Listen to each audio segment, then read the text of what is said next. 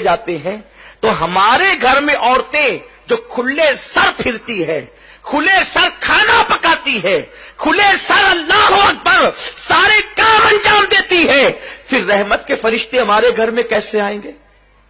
جب نبی کے گھر سے سر سے دوپٹہ ہٹنے پر فرشتے چلے جاتے ہیں تو ہمارے گھر میں فرشتے کیسے آئیں گے؟ اور جب رحمت کے فرشتے آئیں گے نہیں تو اللہ کی رحمت کیسے آئے گی؟ پھر آپ رو رہی ہیں میرا شوہر اتنی محنت کرتا ہے کماتا ہے برکت نہیں ہوتی، برکت کیوں ہوگی؟ بے برکتی تو تیری وجہ سے ہے، تو نے سر کا دوپٹہ گلے میں لٹکایا تو اس وقت تیرے گھر میں برکت ہوگی کیسے؟ اور سن لو، آپ تعویذ کے انبار گھر میں لگا لو کبھی برکت نہیں ہو سکتی، کیونکہ نحوست تو تمہارے کھلے سر کی وجہ سے ہے۔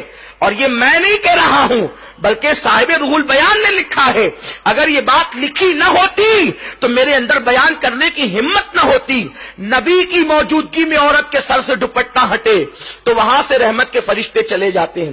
تمہیں پتا ہے اے خاتون جنت کی کنیزوں، جس وقت ابراہیم علیہ السلام کو آگ میں ڈالا جا رہا تھا، ابراہیم علیہ السلام کو آگ میں ڈالا جا رہا تھا، تو آگ میں ڈالنے کا طریقہ کیا تھا؟ انہوں نے منجنیق بنائی تھی۔ منجنیق آپ سمجھتی ہیں، جب پہلے دور میں قلعوں پہ حملے ہوتے تھے تو منجنیق کے ذریعے سے پتھر پھینکے جاتے تھے۔ انہوں نے منجنیق بنائی تھی۔ منجنیق وہ تھی کہ آگے پائپ رہتا تھا اور ایک رسہ رہتا تھا، رسہ کھینچ کر کے چھوڑتے تھے تو وہ جا کے پائپ کو لگتا تھا، اور پائپ کے اوپر جو پتھر ہوتا تھا وہ جا کر کے قلعوں کو لگتا تھا۔ تو سب سے پہلے منجنیق بنی ابراہیم علیہ السلام کے لیے، کیونکہ انہوں نے اتنی بڑی آگ کا علاوہ تیار کیا کہ وہ آگ کے قریب کوئی جا نہیں سکتا تھا، تو ابراہیم علیہ السلام کو ڈالے کیسے؟ تو انہوں نے منجنیق بنائی۔ تو منجنیق بنا کر کے وہ کئی دنوں سے پریکٹس کر رہے تھے، اس طرح رسہ کھینچیں گے، چھوٹے گا تو ابراہیم کی پیٹھ کو جا کے لگے گا، پھر ابراہیم جو ہے وہ آگ میں چلا جائے گا۔ لیکن جس وقت ابراہیم علیہ السلام کا کرتا اتار کر ان لوگوں نے منجنیق پر ابراہیم علیہ السلام کو بٹھایا اور رسہ کھینچا تو اب رسہ ان سے کھینچاتا نہیں تھا۔ کیوں نہیں کھینچاتا تھا؟ اس لیے کہ فرشتے رو کر کہتے اللہ تیرا ابراہیم تیرا نام لیوا، اب وہ آگ میں ڈال دیا جائے گا، ہم اس کی مدد کے لیے جانا چاہتے ہیں۔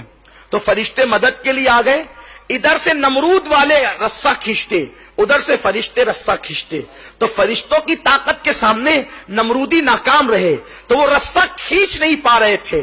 اب وہ حیران ہو گئے، کئی دنوں سے ہم پریکٹس کر رہے ہیں، کئی دنوں سے مشق کر رہے ہیں رسہ کھینچنے کی، ابھی تھوڑی دیر پہلے تک کہ رسہ کھینچ رہا تھا آسانی سے، اب نہیں کھینچتا۔ اس وقت ایک بڈھا سر پہ کمبل ڈال کر آیا اور اس بڈھے نے کہا کہ رسہ کیوں نہیں کھینچتا؟ اس نے ان لوگوں نے کہا اے بزرگ پتہ نہیں کیوں نہیں کھینچتا۔ تو اس وقت اس بڈھے نے کہا ایک کام کرو، 10-12 عورتوں کو بلا کر کے لاؤ۔ 10-12 عورتیں بلا کر لائی گئی۔ اس وقت اس نے کہا، نمرودی اس عورتوں سے اس بڈھے نے کہا اپنے سر سے دوپٹہ ہٹا لو اور اپنے گلے میں لٹکا لو۔ تو ان لوگوں نے دوپٹہ جیسے ہی ہٹایا وہ رسہ کھینچ گیا۔ وہ رسہ کیوں کھینچا؟ اس لیے کہ جب عورت سر سے دوپٹہ ہٹا دیتی ہے تو رحمت کے فرشتے وہاں سے چلے جاتے ہیں۔ تو اب ابراہیم علیہ السلام کی مدد کے جو رحمت کے فرشتے آئے تھے وہ دوپٹہ سر سے ہٹنے کی وجہ سے چلے گئے، حالانکہ وہاں اللہ کا پیغمبر موجود ہے۔ پیغمبر کی موجودگی کے باوجود اگر عورتیں سر سے دوپٹہ ہٹا دیں تو رحمت کے فرشتے وہاں سے چلے جاتے ہیں۔ تو کیا تمہارے گھر میں کوئی پیغمبر ہے؟ کوئی تمہارے گھر میں کوئی صحابی ہے؟ تمہارے گھر میں کوئی ولی ہے؟ نادانو تمہاری تکلیفوں کا علاج صرف تمہارے پردے میں ہے۔ پردے میں رہ کر دیکھو، پھر میرے اللہ کی قدرت دیکھنا، اس کے کرم کی بارشیں دیکھنا۔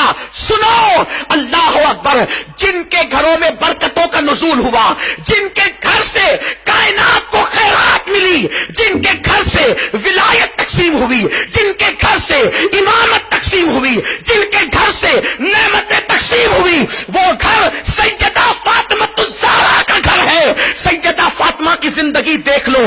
امام حسن مجتبی سے کسی نے کہا حسن تیری ماں بڑی پاکیزہ تھی. امام حسن نے کہا تو نے سچ کہا. جس دن میری ماں کا وصال ہوا میں 6-7 سال کا بچہ تھا, اس کے باوجود بھی میں نے اپنی ماں کے سر کے بالوں کو کبھی نہیں دیکھا. جو مائیں اپنے ننھے بچوں سے بھی اپنے سر کے بالوں کو چھپاتی تھی ان گھروں سے خیرات تقسیم ہوتی تھی, اور جو مائیں اجنبی مردوں کو بھی سر دکھاتی ہے پھر اس گھر سے خیرات نہیں بٹتی, اس گھر میں خیرات مانگی جاتی ہے.